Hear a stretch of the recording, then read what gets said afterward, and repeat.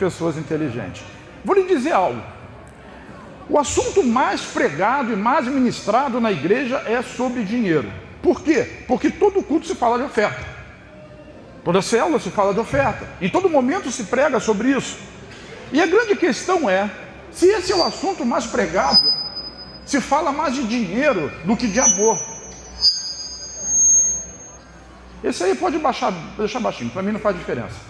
Desde que eles escutem lá, eu sei aqui. Então falar sobre amor, falar sobre salvação, falar sobre perdão, sobre todas essas coisas são importantes, mas o que mais se fala é sobre dinheiro. Mas por que no meio da igreja tem tantas pessoas que não conseguem desatar nesse aspecto? Por que será que não conseguem acreditar ou não conseguem entender o motivo de Deus, a razão de Deus, como Deus age a respeito disso? Quais são os mistérios, se é que existe algum mistério? Hoje nós vamos desmistificar isso com a palavra de Deus. Isso vai se transformar, o pessoal está querendo, o pastor Jefferson está querendo transformar isso num seminário. Mas hoje você entenda dentro dessa mensagem aquilo que Deus quer fazer na sua vida. Repete comigo assim: Ele quer reconstruir a minha prosperidade. No livro de Provérbios, no capítulo 13, no versículo 12, tem um texto que eu sei que você conhece, ele diz assim: a esperança adiada faz o coração ficar doente. Você repete comigo? A esperança adiada faz o coração ficar doente, mas o sonho realizado é árvore de vida.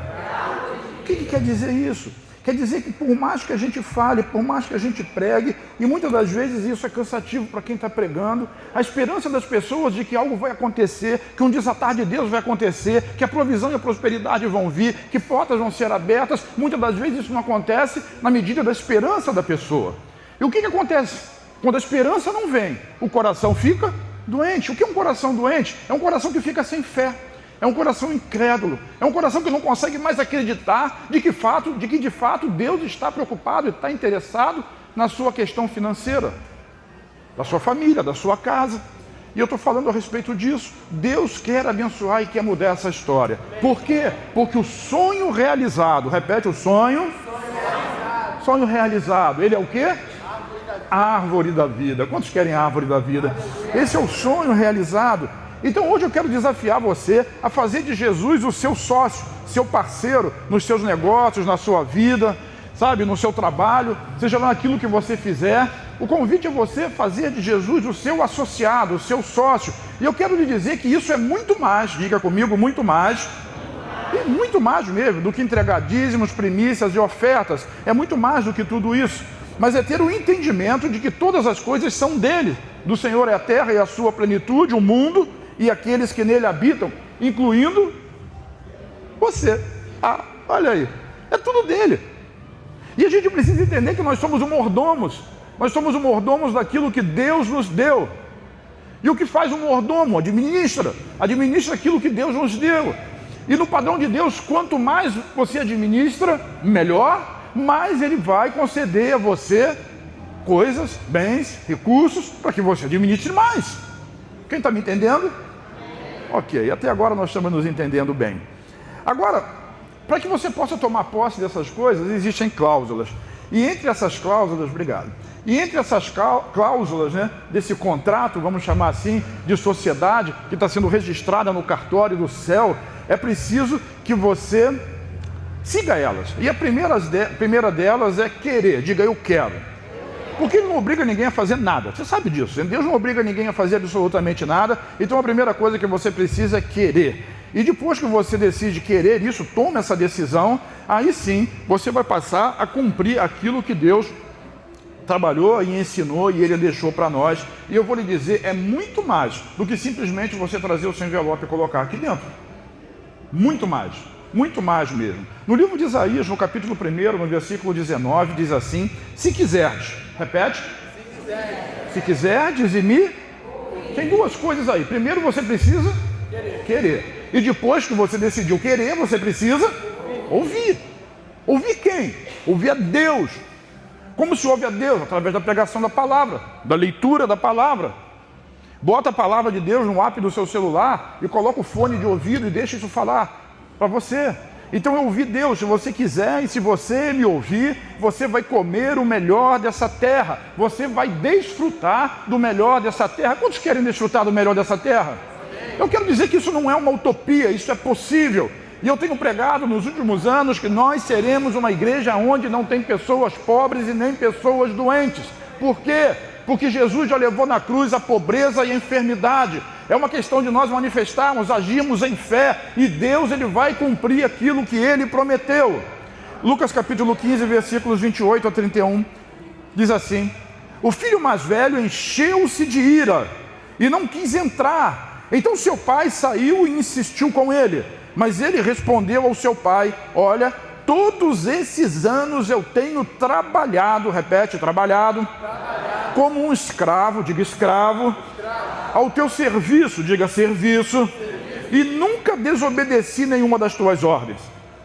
Mas tu nunca me deste nem um cabrito para eu festejar com os meus amigos. Mas quando volta para casa esse teu filho, que esbanjou, diga esbanjou, os teus bens, diga bens, com as prostitutas, matas um novilho gordo para ele. E disse o pai: meu filho, você está sempre comigo e tudo que eu tenho é seu. Quem é filho aqui? Quem é filho é um associado de Deus. Tudo que eu tenho é teu. Então essa história é muito mais do que uma história de amor, do pai recebendo de volta o seu filho, mas também é uma história que fala de dinheiro, que fala de herança, que fala de recursos. Já chamei atenção para as palavras, vou fazer novamente. Observe que nesse texto diz trabalhando como escravo, fala de serviço, fala de ordem, fala de esbanjar, fala de bens, fala de prêmio, fala de herança. Então quando o pai diz que tudo que é dele, do pai, também pertence ao filho, ele está falando que existe uma conta conjunta que está aberta, existe uma sociedade que está aberta entre pai e filho. Jesus está dizendo que nós somos sócios no mesmo negócio, parceiro em todos os direitos.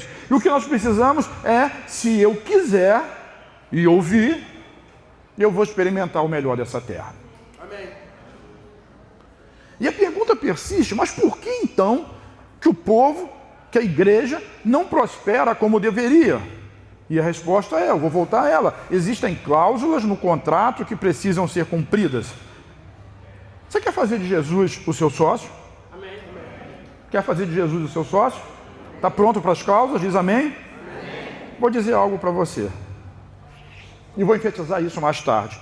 78% da população brasileira está endividada. 78%. 78%. 22% são os privilegiados. Os outros 78%. Lá, eu falei para eles lá, o pastor Gleice vai preparar isso, eu vou fazer aqui também. Nós vamos fazer uma pesquisa, Paulinho, para saber, pesquisa anônima, tá? Porque, assim, eu não sei quem entrega dízimo, quem não entrega, não é essa a questão. Mas a pesquisa anônima, onde você vai responder se você está endividado com alguma coisa ou não. Com cartão de crédito, sei lá, com a prestação da Casa Bahia, está devendo ao pedreiro que fez a obra na sua casa, ou sei lá. Porque não é possível, eu não consigo acreditar, Heraldo. Agora vamos acostumar a chamar Heraldo de Heraldo, porque quando ele for consagrado ele vai ser pastor Heraldo, ele não quer ser o pastor Juninho. Então acostume aqueles que não estão acostumados a chamá-lo de Heraldo, porque ele quer ser chamado pelo nome do seu pai. Né? Então, eu não consigo entender, Heraldo. Eu vou ter que acostumar com isso, porque de vez em quando vai sair o Juninho, tá? Eu não consigo entender que uma igreja, a igreja de Cristo, que Cristo morreu por ela, possa ter 78 pessoas, 78% das pessoas endividadas. Em cada 100, se nós tivermos 100 aqui, tem 22 que estão ok, e o restante está tudo endividado de alguma forma, de alguma maneira. Meu Deus! Como é que eu posso mudar essa história? É disso que eu estou falando. Eu não vim aqui para comer carne de ovelha. Eu não sou pastor que come carne de ovelha, que rói osso, nem que tira a lã da ovelha para benefício próprio. Mas eu estou aqui para instruir você em Deus, a você crescer e prosperar nessa terra, porque essa é a vontade de Deus para a sua vida. O problema é que você não está sabendo como. E hoje nós vamos desmistificar essa história. Então vamos às cláusulas. Diga assim comigo: em primeiro lugar, Jesus. Quem vem em primeiro lugar? Quem vem em primeiro lugar? Jesus. Então você precisa amar o provedor mais do que você ama a provisão. Quem está me entendendo? Você precisa amar o seu provedor, que é Jesus, muito mais do que você é capaz de amar a provisão que ele tem para derramar sobre a sua vida. E tem. Então existem alguns textos da Bíblia que falam sobre isso. Por exemplo, Mateus 6,33, que fala buscar em primeiro lugar o reino e a sua justiça. Mas é o reino. E eu pergunto, quem é o rei do reino? Pergunta para quem está do seu lado, quem é o rei do reino? É Jesus. Então você tem que amar o rei, amar o reino. E a sua justiça, a justiça de Cristo, e todas as outras coisas vos serão acrescentadas. Outro texto que é muito comum e mostra isso: aonde estiver o seu tesouro, ali estará também o seu coração. Aquilo que é mais valioso para você, o seu coração está naquilo. E o seu coração precisa estar em Cristo. Essas são cláusulas para você prosperar debaixo da vontade, da permissão e da bênção de Deus. Mas eu posso prosperar de outra forma? Claro que pode. Tem gente que prospera roubando, tem gente que prospera traficando, tem gente que prospera dando golpe, tem gente que prospera trabalhando. E muitos desses princípios que eu vou mostrar para vocês, pessoas não crentes usam eles como bússola nas suas vidas e crescem, porque são princípios de Deus. Muitos autores escrevem seus livros a respeito de prosperidade e de provisão, baseado no texto de Provérbios. Não são crentes, mas entendem que os princípios, os segredos e os mistérios de Deus estão ali. Diz amém? Ah, pastor, o problema é o dinheiro. Não, o problema não é o dinheiro. Aliás, eu vou lhe dizer algo: o dinheiro é um bom empregado. Ele deveria ser um empregado seu servo. Mas quando você faz do dinheiro o seu senhor, aí você começa a ter problema. E o que a Bíblia diz sobre isso? Diz que o amor ao dinheiro é a raiz de todos os males. 1 Timóteo capítulo 6, versículo 10. Quando Jesus trata a respeito disso com o jovem, no livro de Mateus, no capítulo 19, no versículo 21, diz assim: o jovem rico, vocês conhecem a história, quem conhece, amém? Todo mundo conhece. Ele vai até Jesus querendo se engrandecer por aquilo que ele faz, porque ele se achava um camarada muito bom. Mas Jesus amou ele, sabe? Jesus ama todas as pessoas, até aqueles que a gente acha que não merecem muito. E Jesus responde assim para ele: se você quer ser perfeito, vá, venda os seus bens e dê o dinheiro aos pobres, e você terá um tesouro no céu. Depois você vem e... Jesus é o único sócio que ele não quer participação financeira sua. Não diretamente. Os pastores não pregam sobre isso. Mas o que Jesus está dizendo? Pega todos os seus bens, se você quer seguir, vai lá, vende eles e entrega aqui no altar. Foi isso que Jesus disse? Não. Jesus disse: vai lá, vende o que você tem, se livra de tudo isso, já que você é tão bom, dá para os pobres. E quando você não tiver nada, não tiver o quê? Nada. Agora você vem e me segue. Porque agora você está pronto para ser meu sócio. Porque Jesus, ele não está interessado naquilo que é seu. Até porque o que é seu é dele. Ele não quer o seu dinheiro. Ele quer a sua confiança, ele quer o seu coração. Amém. Outro dia eu falei sobre isso, né? Filho meu, dá-me o teu coração. Não é filho meu, dá-me o teu dinheiro. Não é disso que Deus está falando. Ele quer o seu coração, ele quer a sua confiança. Uns confiam em carros, outros confiam em cavalos, mas nós confiamos no nome do Senhor, nosso Deus. Uns encurvam-se e caem, mas nós nos levantamos e estamos de pé. Eu vou ficar de pé, porque o Senhor é comigo, porque eu confio nele. Ele é a rocha da minha salvação, ele é aquele que me sustenta. Então Jesus está dizendo: eu não quero... Ele disse para o jovem rico: cara, eu não quero o seu dinheiro, eu quero simplesmente o seu coração. Eu quero que você me siga, eu quero que você me siga sem nada do que você tem me importa. Eu quero só que a sua vida, que você venha e me siga. E aí sim, nós vamos ser associados. Eu não sei se você sabe, mas Mateus 18 e Mateus 19, aliás, Lucas, né, o texto de Zaqueu, ele está no Evangelho Sinótico, ele está junto desse texto do jovem rico. E Jesus disse: vai e vende tudo que você tem. O outro, que era ladrão, era o quê? Ladrão. Queria ver Jesus, e Jesus disse para ele assim: hoje eu quero ir na sua casa. Segura a boca para você não ficar de boca aberta. Mas a psicologia, a forma de Deus lidar com o dinheiro é isso. E no final dessa conversa aí, primeira, alguém foi embora triste, porque tinha muito. E o outro, que era ladrão, cobrador de impostos, e Jesus foi na casa dele, ele pegou a riqueza dele e disse assim: eu quero restituir 4 vezes mais aquele que eu estou devendo. E quero pegar metade de tudo que é meu, de tudo que sobrar, e dar para os pobres. E Jesus disse: uau! Hoje veio salvação a essa casa. Os crentes, as pessoas, o mundo, eles ficam invertendo os valores, achando que Deus está interessado no recurso de alguém. Não, Deus está interessado em que você tenha mais recursos. Ele quer abençoar a sua vida, para que você possa ser feliz e próspero, abençoar a sua casa, abençoar a sua família. E quando você tiver muito e fizer de Jesus o seu associado, em algum momento você vai perceber que você precisa também retribuir ao Senhor com aquilo que você tem. Então, essa é a proposta, colocar Jesus em primeiro lugar. Vamos falar? Colocar Jesus em primeiro lugar. Então agora vamos acrescentar isso, vamos aprender o modelo de Deus. Diga para quem está ao seu lado e pergunta, está pronto? Então vamos lá começar a aprender o modelo de Deus. Tem um texto que eu não ia nem usar aqui nessa noite, eu usei de manhã como era bônus para quem foi no culto da manhã, mas Ageu capítulo 1, versículo 6, se você for rápido aí, não está no texto não, fique em paz. Mas se você for rápido e conseguir, bem, se não for, Ageu 1,6, na NVI diz assim: vocês têm plantado muito e colhido pouco. Diga, plantar muito e colher pouco. Vocês comem, mas não se fartam, bebem, mas não se satisfazem, vestem-se, mas não se aquecem. E aquele que recebe salário, recebe-o para colocá-lo numa bolsa furada. Ou seja, você não está dando certo a sua vida. Talvez você esteja no meio dos 78% de pessoas que estão endividadas, as coisas não estão dando certo para você. E o meu conselho é: deixe Jesus ser um associado seu. Deixe ele fazer parte da sua vida, deixe ele fazer parte da sua família, da sua vida financeira. Mas vamos aprender, então, o modelo de Deus. No livro de Romanos, esse também não está, mas eu queria falar sobre ele um pouquinho. Romanos capítulo 13, versículos 7 e 8. Pode ser NVT, se você tiver. Diz assim: deem a cada um o que lhe é devido. Nós estamos em que mês? Maio.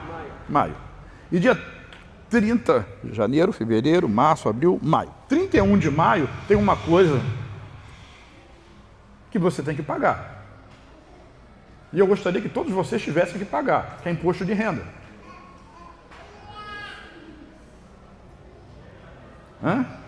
Não diga misericórdia, diga amém. Porque quem não tem renda não paga imposto. É melhor ter e pagar. Mas olha o que Deus diz a respeito disso. A gente não gosta de pagar, né? Ninguém gosta. Paulo diz assim: dê a cada um o que lhe é devido, paguem os impostos e tributos àqueles que recolhem, e honrem e respeitem as autoridades. O versículo 8 eu queria que você lesse comigo. Botou lá? Diz lá o versículo 8, vamos juntos? Não. Vamos repetir isso aí? Não devam nada a ninguém. Mais uma vez. Não devam nada a ninguém. A não ser o amor que vocês têm uns pelos outros, porque quem ama ao próximo cumpre a lei. Então o primeiro acordo que Deus diz assim: você não pode dever, você precisa pagar o que você deve. Se você é um desses 78%, se você quer prosperar de acordo com a palavra de Deus, pague a dívida. Como é que você faz isso? Existem muitos consultores de dívida, pessoas que ajudam você a rever essas coisas. Talvez alguém aqui precise quebrar o cartão de crédito e jogar fora, porque está trabalhando no cartão de forma errada, está gerando dívida para si mesmo, não está conseguindo pagar, e aquilo vai rolando, e você sabe que juros, quando rolam contra você, eles são terríveis, você passa a ser escravo deles. Bom é quando você tem dinheiro e o juro trabalha a seu favor, mas pague a dívida, sobretudo as dívidas que você tem com seu pai, com seu filho, com seu irmão, com seu amigo, com seu tio, com seu primo, gente que é da família, que fica falando mal de você. E pior do que isso, é o indivíduo que está devendo. Tiago está me devendo. Vamos aqui usar o exemplo do Tiago. Tiago está me devendo. Mas todo mês ele está com tênis novo, pastor. Mas ele não me paga. Sabe, tem pessoas que é assim, está sempre nos restaurantes, está sempre nos eventos, está sempre nos lugares, está sempre com roupa nova, está com relógio novo, está com perfume novo, mas não paga as pessoas. Como é que a pessoa pode estar debaixo da bênção de Deus dessa maneira? Então, se você quer prosperar do ponto de vista de Deus, o que vem primeiro? Entregar dízimo? Não, irmão, paga as suas contas. Se livre disso. Quem me entendeu diz amém? Provérbios capítulo 6, versículo 6. Vamos para o segundo. Aprenda com a formiga, observe como ela age, seja sábio. Embora ela não tenha príncipe, nem autoridade, nem governante, ela trabalha duro. Como é que ela trabalha? Duro. Trabalha duro. Trabalha firme, trabalha com constância durante todo o verão, juntando comida para o inverno. Sabe, a Bíblia foi escrita baseada na experiência de Israel, e em Israel as estações do ano elas são muito claras. Então o verão é muito quente, mas o inverno é muito frio, não consegue trabalhar no inverno, então precisa trabalhar no verão para ter sustento no inverno, e é o que a formiga faz. Quem está me entendendo? Na vida de todo mundo tem épocas de verão e de inverno, irmão. Tem época que está tudo muito bem e tem época que está tudo muito difícil. E a gente precisa aprender a lidar com essas coisas. É disso que eu estou falando. É disso que a Bíblia está falando. A formiga, ela não precisa esperar um comando, mas ela trabalha a fim de que ela tenha o suficiente para ela poder viver no dia ruim. O inverno vai chegar e ela vai ter fartura. Quantos querem viver na fartura? Amém. Entenda isso. Se você quiser e se você ouvir, você pode comer o melhor dessa terra. Tem gente que faz assim. Ok? Ninguém é obrigado. Mas o que Deus quer para você é que você tenha o melhor. E é por isso que Ele está ensinando. Veja que eu não estou dando a minha opinião. Porque eu já estive também do lado do devedor. E hoje não estou mais do lado... Aliás, eu acho que eu vou dar uma festa. Não vou dar uma festa.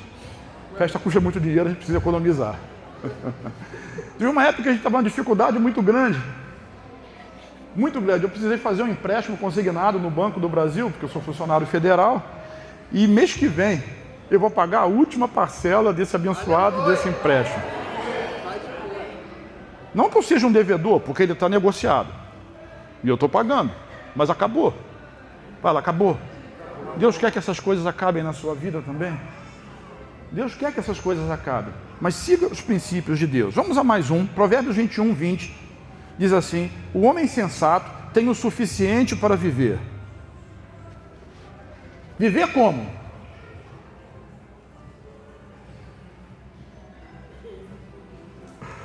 O homem sensato tem o suficiente para viver na riqueza e na fartura. Olha lá. O homem sensato tem o suficiente para viver aonde? Na riqueza e na fartura. Quem escreveu isso? É Deus que está falando. O homem sensato tem o suficiente para viver na riqueza e na fartura, mas o insensato não. Por que que não? Porque ele gasta tudo que ganha. Mas eu entrego o dízimo, e Deus já está colocando num saco furado. Aprende administração, aprende a se conter. Provérbios 21, 20. O sábio economiza e tem sempre bastante comida e dinheiro em sua casa. Então quem economiza tem o quê? Tem bastante comida e dinheiro. Naquela época não tinha banco, não tinha investimento, não tinha bolsa de valores, você tinha comida, alimento guardado. E tinha ouro, prata, a espécie dos negócios. Então o sábio economiza e tem sempre bastante comida e dinheiro em sua casa, mas o tolo gasta todo o seu dinheiro assim que recebe. Isso porque Salomão escreveu lá no passado. Hoje o indivíduo já gasta no cartão de crédito e já parcela para não sei quantas vezes, comprometendo a sua renda de daqui a 1 mês, 2 meses, 3 meses, 5 meses, 12 meses e assim por diante. E não consegue compreender o porquê não consegue prosperar na sua vida. Deus não é contra você. E aqui como igreja, eu preciso ensinar esse princípio para você, para que você possa de fato crescer e prosperar na sua vida. Quem está me entendendo diz amém? Amém. Eu não tenho interesse nenhum, eu não sei se alguém deve, se não deve, eu não conheço a história da vida de vocês, não sei nada disso. Não sei se você dá dízimo ou não dá, não faço a menor ideia. Mas Deus sabe. Deus conhece todas as coisas. E que a minha parte, eu preciso ensinar isso para você. Eu preciso aplicar na minha vida e ensinar isso para você. Então veja bem, pague seus devedores, trabalhe duro, nunca gaste mais do que você ganha. Economize aquilo que você tem. Existem muitos consultores e muitas formas de você eliminar dívidas, sabe? E é possível. Sim, é possível. Às vezes tem que sangrar um pouquinho, tem que abrir mão de alguma coisa. Mas Deus vai te abençoar. E nós vamos ver daqui a pouco como Deus abençoa esse tipo de pessoa. Eclesiastes capítulo 11, versículo 1, fala para um outro nível. Olha só que coisa interessante, nós vamos ver na NTLH, nova tradução da linguagem de hoje. Conseguiu fazer isso aí? Não, essa era a fundamental. Se você tem essa tradução, abra. Se não tem, depois você vai receber esse texto. Eclesiastes 11:1 diz assim: empregue o seu dinheiro em bons negócios, e com o tempo, diga tempo, você terá o seu lucro. Não tenha pressa, mas empregue o seu dinheiro, não a sua dívida. Coloque ele em bons negócios. Aplique o seu dinheiro em coisas que vão lhe render. Porque com o passar do tempo você vai começar a ter lucro. O dinheiro não vai ser mais o senhor da sua vida, mas o dinheiro passa a ser seu servo, seu empregado. Eu tenho certeza que você já leu lá no Salmo que diz que o Senhor abençoa, Salmo 127, 2, que o Senhor abençoa os seus amados enquanto eles dormem. Enquanto você dorme, você está ganhando dinheiro, porque o dinheiro trabalha para você. Não precisa ver o consultor financeiro. Aliás, os consultores financeiros, a maioria deles acaba se convertendo, porque entende que esses princípios de prosperidade, todos eles vêm de Deus. Mas é só se você quiser, tá? Lembra de Isaías 1,19? Se quiserdes e me ouvirdes, vocês vão desfrutar do melhor dessa terra. Eu quero, e você? Então empregue o seu dinheiro em bons negócios e com o tempo você terá o seu lucro. Versículo 2, aplique-o em vários lugares, em negócios diferentes, porque você não sabe que crise poderá acontecer no mundo. Olha, parece que ele escreveu para o Brasil. Parece que ele viveu aqui. E sabe que o Trump está brigando com a China, que está taxando não sei o quê, e ninguém sabe que crise vai acontecer, e por isso você tem aplicação que chama diversificada. Porque se der problema num lado, o outro levanta. Se der problema em dois, outros dois levantam. E assim você consegue sobreviver a todas as crises. Mas e Deus? Deus está te abençoando hoje, irmão. Ele está iluminando a sua mente. Ele está fazendo... É por isso que falta luz, queima relógio. O diabo não quer que você escute isso, porque ele quer que você continue prostrado, endividado, escravo, devedor. E Deus não quer isso. Deus quer que a sua vida prospere, que a sua família... Sabe por que Deus escolhe famílias? Porque família é um celeiro de prosperidade. Amém. O indivíduo, quando é solteiro, ele gasta doidado. Ele não tem compromisso com nada, é só ele mesmo. Mas quando ele adquire família, quando ele casa, ele tem que preocupar. Ele tem casa, tem que pagar aluguel, tem que pagar luz, tem que pagar remédio para a criança, tem que ter alimento, tem que juntar dinheiro. E tem uma tolice que se diz por aí, que quem quer, como eu quis, faça como eu fiz. Ou seja, o sujeito torra aquilo que tem e não está preocupado com a sua prole, com seus filhos. Mas o que a Bíblia ensina é que o homem de bem, ele deixa herança para os seus filhos e para os filhos dos seus filhos. Eu já trabalhei pelos meus filhos, agora estou trabalhando pela minha neta. Porque quando eu for embora, você sabe que herança você herda, mas dívida também é uma herança. Se você morre endividado, seus filhos vão herdar as dívidas que você tem. E eu trabalho para que os meus filhos e os meus netos, eles sejam prósperos. E tenham uma lembrança grande, abastada da minha vida. Quem me entendeu, diga amém. Então, sabe, falando de família, não é um seminário de família, mas você precisa conversar sobre isso. Marido e mulher precisam conversar sobre isso. Se você é namorado, se é noivo, se vai se casar, converse sobre isso agora. Estabeleça um padrão. Porque às vezes quando a gente é jovem, se eu soubesse disso quando eu tinha 20 anos de idade, hoje eu estaria na redezinha, talvez eu não estivesse aqui, né? Ia estar lá, estou aposentado na praia. Deus sabe todas as coisas, mas você hoje tem oportunidade. Hoje você tem a oportunidade de dar uma virada na sua vida financeira, na prosperidade da sua família. Trate disso em casa, converse sobre isso. Não basta não gastar mais do que você ganha. É preciso você entender que existem alguns padrões, por exemplo, 10% pertence a Deus. Outros, minimamente, outros 10%, você tem que investir. Diga investir.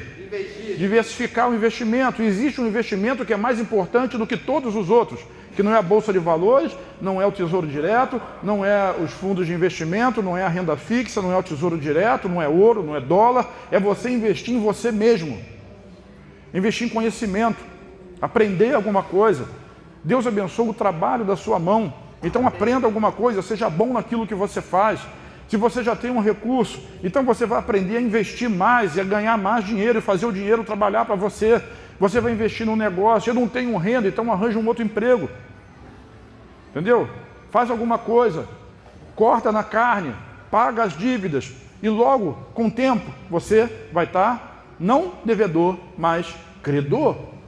Eu estava conversando com uma... vocês conhecem bem, a filha do Haroldo, na época que a Dani era gerente do Bradesco, e conversando com ela, muitos anos atrás, e ela falava para mim, apóstolo, o banco gosta de 2 tipos de pessoas. Você sabe quais são? O que investe muito e dá muito. O que tem muito dinheiro, e aí ele pega o seu dinheiro, aplica, ganha muito dinheiro e te dá um pouquinho. E aquele que deve muito. A Selic hoje está em 14,75. Isso é inflação. É aí nós que estamos pagando a conta. E o banco fica feliz. Aí vamos fazer empréstimo para as pessoas. Ou seja, o governo ele não ensina, as escolas não ensinam isso, as faculdades não ensinam isso. Ensinam você a se endividar e a depender. Dependa do governo, dependa do pai, dependa do irmão, dependa do amigo, dependa da igreja. Cestazinha básica. Nada conta, a gente vai ajudar, a gente vai fomentar, a gente vai fornecer. Mas o governo ele fomenta questões para você ficar endividado. E quando você faz um empréstimo, por exemplo, como esse, e eu estou falando de política não, tá? Eu estou falando de dinheiro, estou ensinando isso para vocês. Não me comprometo com esse tipo de coisa. Mas o governo em geral. Então qual é a garantia? A garantia é o fundo de garantia do cara que tem CLT. Ou seja, ele está comprometendo o futuro dele, da família dele, da aposentadoria dele, da casa própria, para pegar 5 mil, 10 mil, que certamente não vão resolver o problema porque ele já está endividado. E quem ganha dinheiro com isso? O banco.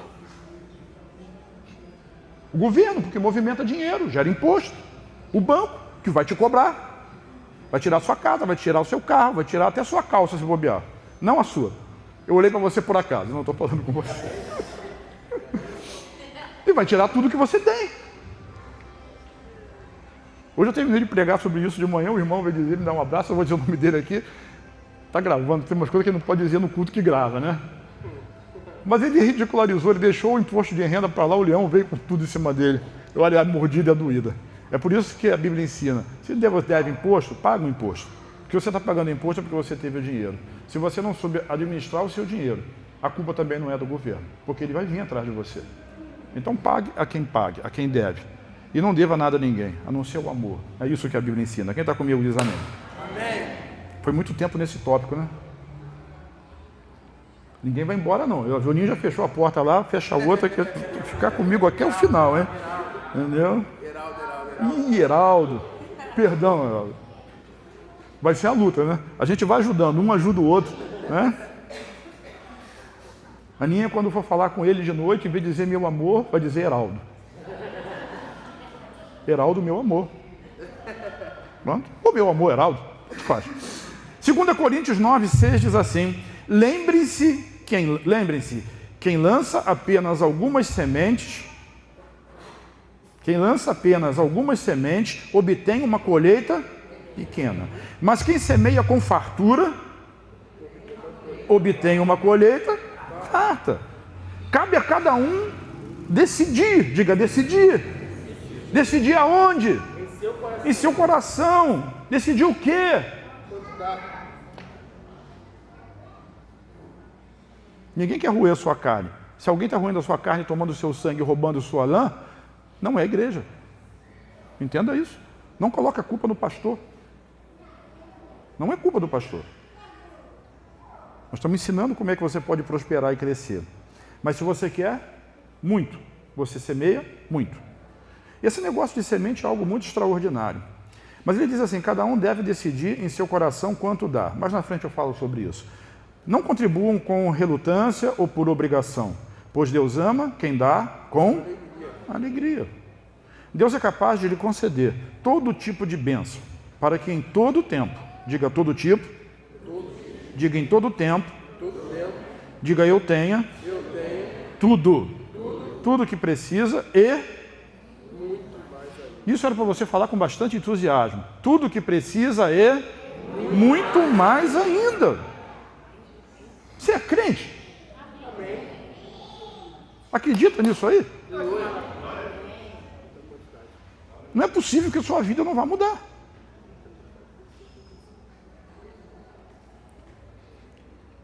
Muito mais ainda para repartir com os outros. Olha aí. Amém. Para ajudar as pessoas. O mundo está aí fora gemendo, irmão. E a gente às vezes está se comparando a eles. Nós não somos iguais a eles. Nós somos prósperos, abençoados, filhos de Deus, homens e mulheres de Deus. Deus está preocupado com a sua vida, com o seu negócio, com o seu trabalho. Ele abençoa o trabalho. Salmo 128. Ele abençoa o trabalho das suas mãos. Feliz serás. E em tudo você vai bem. Quem quer se dar bem na vida? Não se dê bem na vida com jeitinho. Não vai jogar na bet e achar que você vai resolver o seu problema. Então, meu convite para você hoje é estabeleça uma parceria de fé com Jesus. Quem quer fazer isso? Lembra das cláusulas, tá? Jesus em primeiro lugar, pague o que você deve, trabalhe duro, faça investimento, não gaste dinheiro à toa. Está acompanhando isso aí, né? Amém. Aprenda a semear, plante bastante, porque você vai colher bastante. Esse é o princípio de Deus, semeadura e colheita. Então estabeleça uma parceria de fé com Jesus. A parceria com Jesus é sempre de fé. João capítulo 21, versículos 5 e 6 na NVI diz assim: e ele lhes perguntou, deixa eu situar vocês, Jesus já havia morrido e ressuscitado, Pedro tinha desistido, estava chateado e disse assim, eu vou pescar. Então ele foi pescar e levou uma galera com ele, tinha 8 dos 12, aliás dos 11, Judas já era, então 8 foram com ele. E no dia de manhã Jesus estava na praia, apareceu para eles e perguntou, filhos, você tem algo para comer? Está aí o versículo. Filhos, você tem algo para comer? Qual foi a resposta? Não. Está no lugar errado, fazendo a coisa errada. Mas ainda assim, olha o que Jesus faz. Disse ele, ou ele disse, lancem a rede do lado direito do barco. Repete. E vocês encontrarão. Isso é ser sócio de Jesus. Pedro e a galera dele trabalharam a noite inteira. Eles eram pescadores, eles estavam acostumados com o mar, eles estavam acostumados com aquele lugar. Eles lançaram rede após rede, após rede, após rede, após rede, não pegaram nada.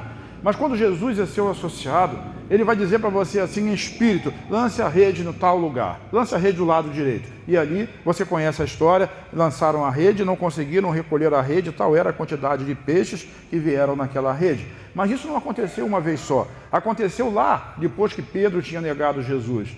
E porque Pedro negou Jesus, Jesus não negou a bênção. Vire para quem está ao seu lado e diga assim, Jesus não nega a bênção. Porque isso não faz parte da vida de Jesus, não faz parte do caráter de Jesus.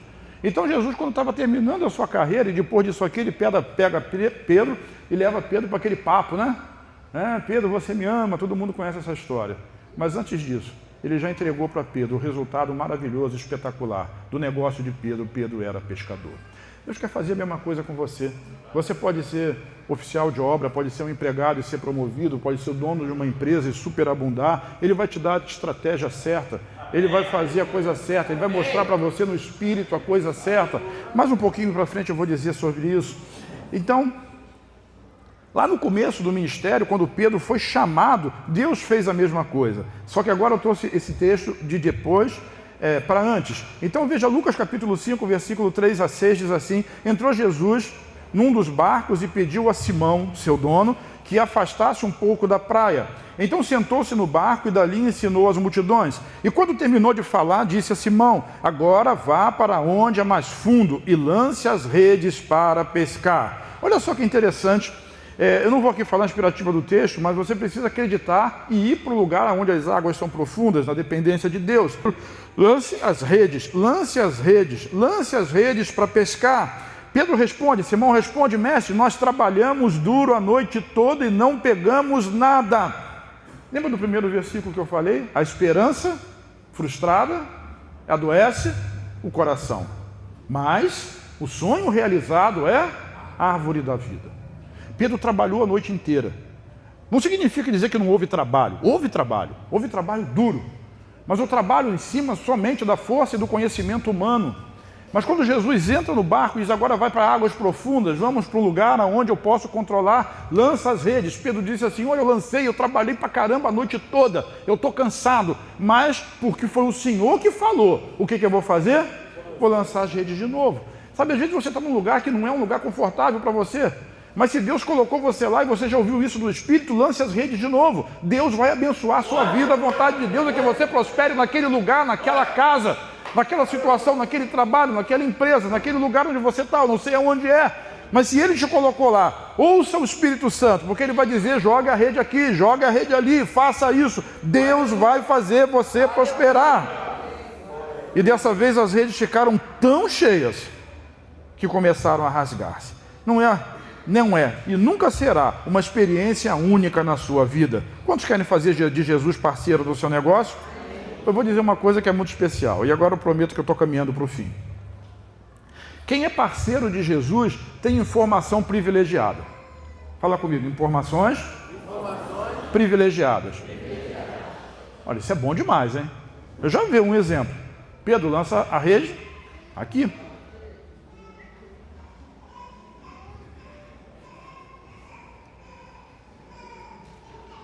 Vai prospectar ali, vai vender lá, vai fazer não sei o quê, o seu negócio, procura tal pessoa, é informação privilegiada.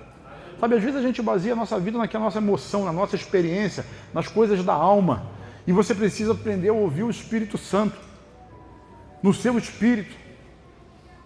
É aquela voz que fala do seu interior, quando você tem um compromisso com a igreja, no curso de maturidade, mas está com preguiça de acordar cedo. A sua carne diz, continua dormindo. A sua alma diz, você está com preguiça, mas o seu espírito diz, levanta.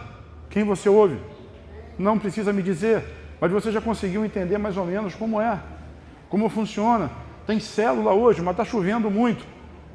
Essa sua carne diz, está frio lá fora. A subida é difícil, Santa Bárbara tem muita subida e descida, mas o seu espírito está dizendo, vai. Você precisa aprender a ouvir o Espírito.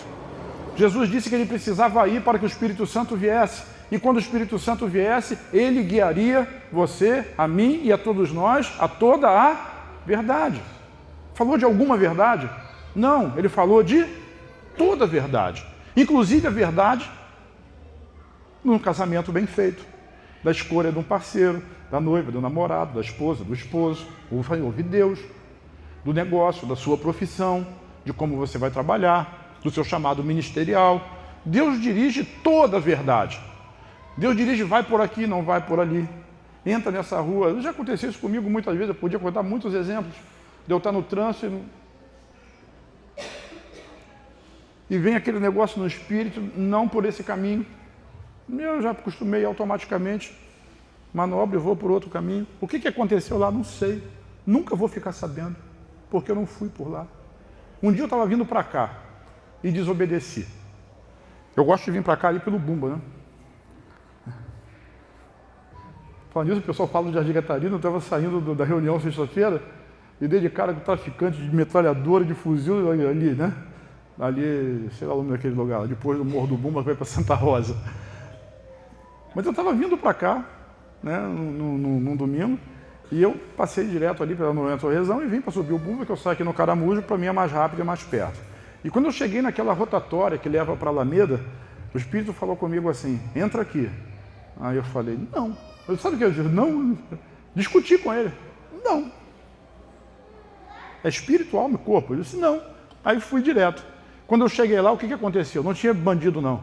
Mas tinha um palco montado no meio da rua e eu simplesmente não podia passar. O que eu tive que fazer? Fazer manobra e voltar. Tudo bem. Mas pode acontecer coisas piores. Não é verdade? Uma vez eu estava descendo da rua, a pé, do prédio da 44, quem conhece ali, tem uma descidinha, tem a rua principal, e tinha assim um ônibus parado no ponto, e eu vou atravessar para ir na padaria, atravessei por trás do ônibus. E quando eu estava atravessando por trás do ônibus, eu ouvi a mesma voz, para. E eu parei. Mas foi o tempo de eu parar e passar um maluco, um passo. Estou dizendo para você que o Espírito Santo fala com você, ele vai te guiar às verdades. E quando você faz de Jesus um parceiro, ele dá para você informações privilegiadas. O mundo pode rir de você, problema deles. Nós usamos as informações privilegiadas que nós temos para fazer tudo aquilo que nós fazemos. Então, assim, Gênesis capítulo 15, versículo 6, diz assim, Abraão creu no Senhor e isso lhe foi creditado como justiça. Qual foi o crédito que Abraão recebeu? O crédito da fé. Gênesis 17, 1 diz, quando Abraão tinha 99 anos, quantos anos? 99. Tem alguém aqui com 99? Ainda não. Agora eu senti firmeza nesse negócio aí, né? Ainda não. Então ainda não. Ainda não. Você sabe que quantos anos Deus chamou Abraão? 75. 75 tem alguém aqui com mais. Não, Fernando, você não. Mas quando ele tinha 99 anos, Deus chamou ele e disse assim: eu sou o Deus Todo-Poderoso, ou seja, o Deus que pode tudo, que posso fazer tudo. Anda na minha presença e seja perfeito. 99. Alô? Porque as pessoas, eu estou velho, não adianta eu começar agora. Deus é o Deus de longevidade. Amém. Longevidade. Ele vai saciá-lo, o último versículo, Salmo 91, saciá-los-ei com longura de dias e lhe mostrarei a minha salvação. Yeshua, Jesus já veio. Esse papo de Salmo 90, em que Moisés escreveu no deserto, debaixo de maldição, é coisa lá do deserto, que o homem vivia 70 anos e se chegasse a 80 era canseira e enfado. Hoje isso é assim se você quiser. Receba a palavra. Mas isso é sobre saúde, eu vou falar sobre isso no outro dia. Mas o que eu quero dizer é que com 99 anos, Deus falou com Abraão. 99. Deus não fala com velho? Claro que fala. Com velho, com novo, com criança. Deus fala com feto. Eu não sei por que chamam feto de feto. Deus fala com um bebê no ventre da mãe. E a Bíblia diz isso. Antes de você nascer, enquanto você era uma substância informe, eu já tinha escolhido você. A gente fica achando que Deus é o nosso patrão, ou colega de trabalho, o chefe do serviço, né? Não, Deus é Deus. Tudo isso que eu estou dizendo para vocês aqui são promessas. Ele empenhou a palavra dele nesse negócio. Se a gente cumprir a nossa parte, você vai crescer, você vai prosperar, Deus vai abençoar você. E aí eu preciso botar um teto nessa igreja. O teto dessa igreja vai custar 20 mil. Eu estou chutando um valor, tá? Antes que alguém... E eu vou dizer, gente, a gente precisa botar o teto. Quanto é, poxa? É 20 mil. Aí começa a briga. Briga por quê? Eu dou 20. Não, eu que vou dar, eu que vou dar, eu que vou dar, eu que vou dar, eu que vou dar.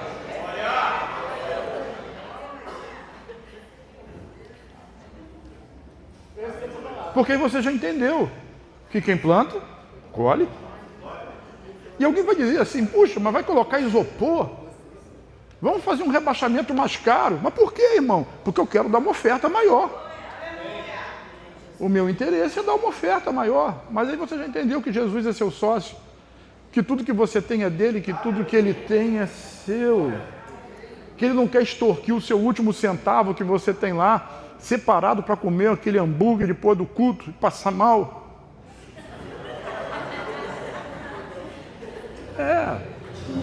Aí depois tá com azia, tá com dor, tá com má digestão, toma boldo.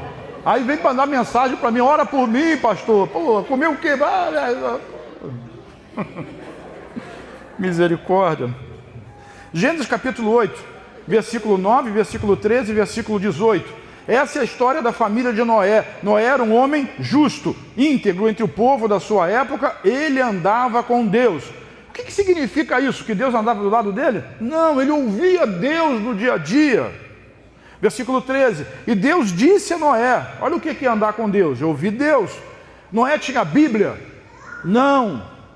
Deus falava no espírito dele do mesmo jeito que fala no seu e no meu. Você que não ouve. Aliás, ouve. Mas, se quiserdes e me ouvirdes, vão comer o melhor dessa terra. Às vezes não consegue entender. Então Deus disse a Noé, darei fim a todos os seres humanos. O que é isso? Diga informação privilegiada. Porque a terra encheu-se de violência por causa deles. Versículo, eu os destruirei juntamente com a terra. Versículo 18, mas com você estabelecerei a minha aliança. Diga aliança. Acordo, negócio. Assinou o contrato. Contrato de sangue. Mas quem sangrou?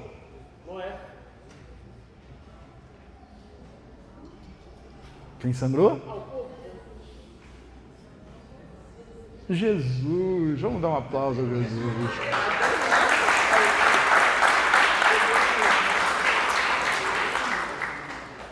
Jesus sangrou. Mas com você estabelecerei a minha aliança e você entrará na arca. Nessa história de Noé, Jesus é a arca. É o lugar onde você entra e fica protegido. É onde é guardado. Noé não foi guardado nele próprio, ele foi guardado na arca, na aliança que Deus fez, no negócio. Deus quer fazer parte da sua vida, Ele quer te dar informações privilegiadas que vão fazer você enfrentar o seu futuro. Sabe, mais na frente você vai ver que Jesus já pagou o preço por tudo isso. Por isso foi Jesus que sangrou. Né? Jesus já sangrou, já pagou o preço. Gênesis 18, 17. Então disse o Senhor: esconderei de Abraão o que tenho para fazer? Versículo 23. Abraão aproximou-se dele e disse: exterminarás o justo com o ímpio? O que Abraão estava fazendo? Conversando com Deus. Deus disse: vou destruir Sodoma. E Abraão disse: ok. Mas ele sabia que Ló estava lá. E disse: Senhor, você vai destruir o justo com o ímpio? Eu não vou contar o resto da história, mas eu quero que você entenda o que é informação privilegiada. Versículos de 4 a 9. Então Jacó mandou chamar Raquel e Lia para virem ao campo onde estavam os seus rebanhos, e lhes disse assim: vejo que a atitude do seu pai para comigo não é mais a mesma, mas o Deus de meu pai tem estado comigo. Vocês sabem que eu trabalhei para seu pai com todo o empenho. Diga, trabalhei com todo o empenho. Mas ele tem me feito de tolo, mudando o meu salário 10 vezes. Todo mundo conhece essa história de Jacó. Contudo, Deus não permitiu que ele me prejudicasse. O que Deus fez? Não permitiu que Jacó fosse prejudicado. Se ele dizia: as crias salpicadas serão o seu salário, todos os rebanhos geravam filhotes salpicados. Se Labão dizia: as que têm listras serão o seu salário, todos os rebanhos geravam filhotes com listras. Versículo 9, foi assim, vamos ver juntos, tem aqui? Vamos lá? Foi Deus quem tirou os rebanhos. Transferência de riqueza. Isso é rotineiro na Bíblia. Informação privilegiada. Deus mudou a genética para que os filhotes fossem favoráveis ao seu filho. Você quer ser associado de Jesus? Você acredita nisso? Acredito que existe informação privilegiada, que Deus abençoa aqueles que são seus filhos. Jacó viveu algo extraordinário. Deus revelando estratégias para que ele pudesse ganhar e receber, e ficou rico por causa disso. Houve ali, de fato, uma transição de riquezas, e ele confiou em Deus como seu associado e prosperou grandemente. Interessante que ele não aprendeu a confiar em Deus simplesmente por causa dele, mas porque ele já havia visto alguma coisa na família do seu pai. Isaac, determinada vez, pai de Jacó, Deus disse para ele não descer ao Egito, mas permanecer na terra. Gênesis capítulo 26, versículos 1 e 2 diz assim: e houve fome, diga fome, fome naquela terra, como tinha acontecido no tempo de Abraão. Sempre vai haver períodos de fome, irmão. Houve fome com Abraão, houve fome com Isaac, houve fome com Jacó, houve fome com José. Então houve fome naquela terra, como tinha acontecido no tempo de Abraão. Por isso Isaac foi para Gerar, onde Abimeleque era o rei dos filisteus. O Senhor apareceu a Isaac e disse: o que ele disse? Não desça ao Egito, procure estabelecer-se na terra que eu lhe indicar. O que é isso? Informação privilegiada. Duvidosa, mas privilegiada. Porque era seca, a fome cuidava. E Isaac era lavrador. Capítulo 26, versículos 12 e 13. Diz assim, versículo 12: Isaac formou lavoura naquela terra. Ao mesmo ano, e no mesmo ano colheu o quê? 100 por 1. Colheu o quê? 100 por 1. Porque o Senhor O abençoou. teve trabalho. Quem é o louco que vai arar terra seca? Adubar terra seca. Quem é o louco que vai gastar pouca água que tem para irrigar terra seca? Quem é o louco? Isaac. Por quê? Porque Deus disse para ele: fica aí, eu vou te abençoar. Aleluia. E às vezes Deus está dizendo uma coisa, mas a sua carne está gritando, a sua alma está gritando, você não aguenta mais aquilo, não aguenta mais a pressão, você quer sumir. Ok, é um direito seu. Se quiserdes e me ouvirdes, comereis o melhor dessa terra. Aprenda a ouvir Deus. Versículo 13 diz assim: o homem enriqueceu, e a sua riqueza continuou até que ele ficou. Essa é a vontade de Deus. Consegue compreender isso? Eu não estou dizendo que você vai ser um milionário, esbanjador, coisa que o vale. Mas quem sabe pode ser também. Como também pode ser alguém que Deus vai tirar no meio desse lugar e vai levar lá para a África. Ou para um outro país muçulmano, para ser um missionário. não vai ter talvez essa fartura de dinheiro, mas alguém aqui vai ter fartura de dinheiro para poder sustentar você lá. Deus é assim, Deus mexe com as peças, de maneira que todos são abençoados, essa é a vontade dele. Agora a gente quer ser abençoado, mas a gente nunca está disposto a abençoar. Para completar a história de Isaac, Isaac era um cavador de poço. Tem algum cavador de poço? Hoje não se cava mais poço, né? Poço artesiano é na máquina, né? Mas Isaac era um cavador de poço, porque ele precisava de água. Sabe qual a diferença de Isaac para aquele pessoal? Toda vez que Isaac cavava um poço, o que ele achava? Água. E o pessoal? Não. Simples assim. Por quê? Porque Deus dava informação privilegiada para ele. 26 de Gênesis 24 e 25 diz: naquela mesma noite o Senhor apareceu e disse: eu sou o Deus de teu pai Abraão, não tema, porque eu estou com você e o abençoarei, multiplicarei os seus descendentes por amor ao meu servo Abraão. E Isaac construiu nesse lugar um altar e invocou o nome do Senhor, e ali armou acampamento, e os seus servos cavaram outro poço. Foram 7 poços no total. E Isaac ele era tão desapegado que toda vez que ele cavava um poço, o que ele achava? Água. Então os filisteus vinham e diziam: esse poço é nosso. Ele brigava? Não. Ele chamava o poço de contenda. Então fica com ele. E ia para outro lugar. E cavava outro poço. E o que ele achava? Água. E vinha o filisteu de novo. E esse poço é meu. E queria brigar com ele. E ele deixava para lá. E ia para outro lugar. E cavava outro poço. E achava o quê? Abençoarei o trabalho das suas mãos. Feliz serás. E em tudo você vai bem. Você é abençoado na cidade. Você é abençoado no campo. Não importa se você está na cidade, se você está no interior, importa que a bênção de Deus está sobre a sua vida. É disso que eu estou falando. Aonde o cara ia, ele era abençoado. Por quê? Porque ele acreditava nisso. Gente, o princípio é o mesmo. Versículos 32 e 33 do mesmo capítulo. Naquele mesmo dia, os servos de Isaac vieram falar-lhe sobre o poço que tinham cavado e disseram: achamos água. Isaac deu-lhe o nome de Seba, e por isso até o dia de hoje aquela cidade é conhecida como Berseba ou Bercheva. Nós, em uma das viagens a Israel, tivemos lá. O poço está lá de Isaac, está cavado lá, no mesmo lugar. A cidade foi construída e existe até hoje. Onde é que ela está? Em volta do poço. Quinta-feira eu falei para vocês, nós precisamos ter altares e marcos espirituais. É isso que muda a vida, porque no dia difícil você vai lembrar que tem uma promessa sobre a sua vida que aconteceu lá atrás. E o mesmo Deus que apareceu lá atrás, ele vai aparecer para você de novo. E vai dizer: lança a rede para lá, cava aqui nesse lugar. Olha, não vai para lá, não muda de situação, permanece aí, eu vou te abençoar. Ou o contrário, sai daí e vai para lá. Mas ele vai te dar a informação certa para que você possa crescer e prosperar nessa terra. Diz amém? Gênesis 41. 14, 16, 25, 29, 30, são texto longo, eu vou lendo rápido agora, não vou nem ler, vou contar a história. É a história de José. José, ele teve a revelação do sonho de Faraó. E o que aconteceu?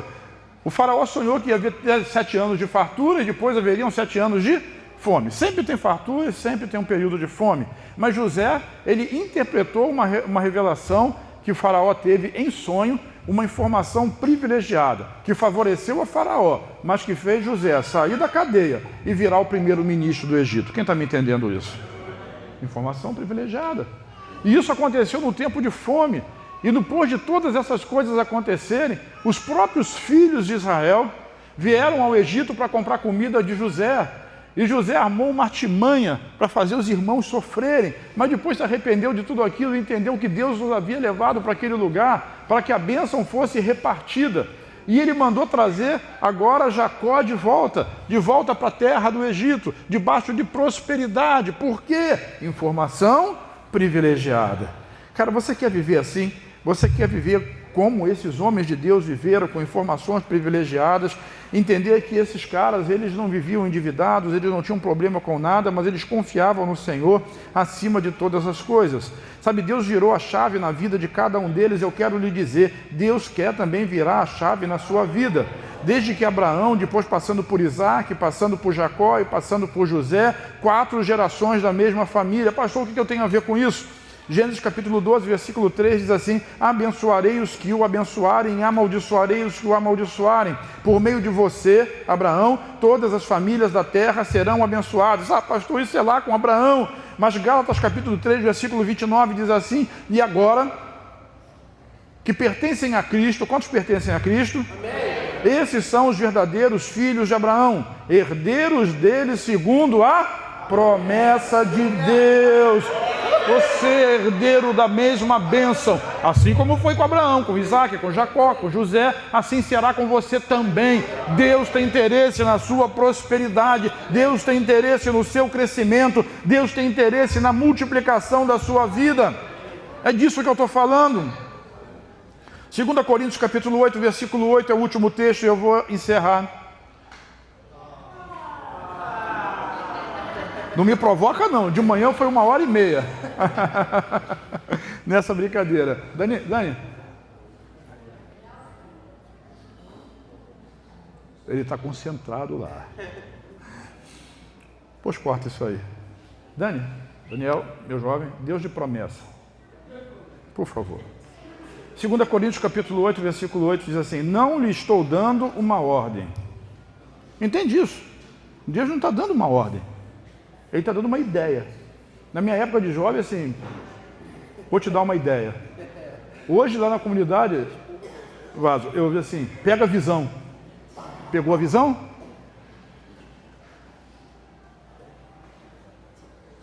Uma informação privilegiada. Não lhe estou dando uma ordem, mas quero verificar a sinceridade do amor de vocês, comparando-o com a dedicação dos outros. Porque vocês conhecem a graça de nosso Senhor Jesus Cristo, que sendo rico, se fez pobre, por amor de vocês, para que por meio da sua pobreza, vocês se tornassem ricos. Aleluia. Não é uma ordem, mas Deus quer ver a sinceridade do seu coração. A quantidade de amor que você tem por Ele e a confiança que você tem na palavra dEle. Uns confiam em carros, outros confiam em cavalos, mas nós confiamos no nome do Senhor, nosso Deus. Uns encurvam-se e caem, mas nós nos levantamos e estamos de pé. É disso que eu estou falando, de fé, de confiar, de acreditar no processo. Deus é um Deus de milagre, mas também Deus é um Deus de processo. Nós precisamos aprender o processo. Quando eu passei por uma crise financeira muito grande, Deus fez um milagre na minha vida. Mas quando essa crise se repetiu, e ela se repete, de vez em quando acontece, com qualquer um, qualquer empresa, com qualquer negócio, com qualquer pessoa. Aí não, mas eu já tinha aprendido a lição. E eu estava preparado. Preparado para suportar. Sem que a minha família sofresse. Sem que a igreja sofresse. Sem que ninguém padecesse por isso. Os olhos de Deus estão sobre a sua vida. Agora, uma pergunta fica, não dá para deixar. Isaac recebeu uma ordem de Deus e Deus disse para ele: permaneça nesse lugar. Estabeleça a lavoura, plante nessa terra. Essa terra chamada Santa Bárbara, chamando Restaurando Vidas, que hoje é Betel Restaurando Vidas, isso é uma terra de promessa, é uma terra de prosperidade. Porque eu conheço a história de muitos homens e mulheres, e, por exemplo, no dia 9 de junho, nós vamos ter um jantar com os empresários lá no Jardim Catarina, num salão de festa, e eu vou levar o Nelson daqui, para contar a história de como Deus girou a chave da vida dele. Aleluia. Essa é uma terra de prosperidade. Agora, se você quer abundância, você tem que aprender a semear. A dízimo, a oferta, a primícia. Sabe, ninguém vai ser um ofertante se não for um dizimista primeiro. Qual é o sócio que pede só 10%? Só Jesus faz um negócio desse. Ele é dono de tudo. Você viu o que ele falou para o jovem rico? Vai lá e vende tudo que você tem. Quando você não tiver nada, aí você vem me seguir. Porque eu não quero dizer, Jesus fala assim, eu não quero dizer que você me enriqueceu. Sou eu que enriqueci você.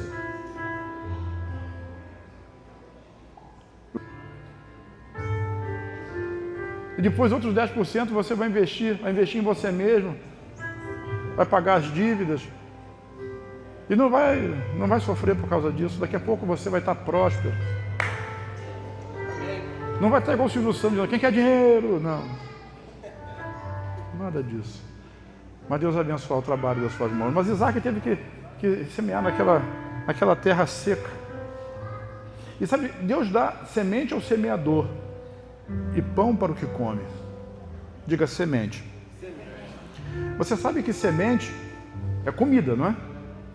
Se você vai plantar feijão, você vai usar o quê? O feijão. E aí você precisa fazer uma escolha. Qual é a escolha?